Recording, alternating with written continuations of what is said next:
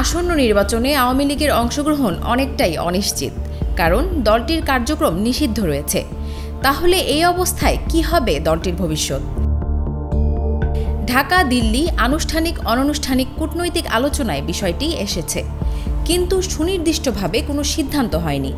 তবে ঢাকার তরফে বলা হয়েছে আওয়ামী লীগের কার্যক্রম নিষিদ্ধ থাকায় এবারের নির্বাচনে অংশ নেওয়া সম্ভব নয়। তারা চাইলে স্বতন্ত্র প্রার্থী হতে পারেন।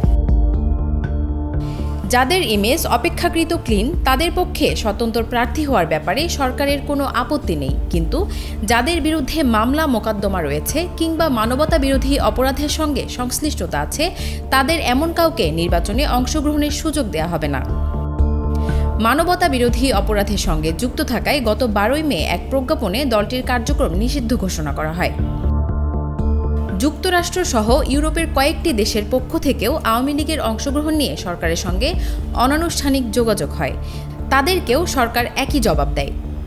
ওদিকে আওয়ামী লীগের ক্লিন ইমেজের নেতাকর্মীদের নিয়ে সংগঠিত হতে চেয়েছিল একটি অংশ, কিন্তু শেখ হাসিনা তাতে মত দেননি। হাসিনা বিশ্বাস করেন লড়াই করে ফের দলকে সংগঠিত করতে সক্ষম হবেন। News desk, Manabzamin.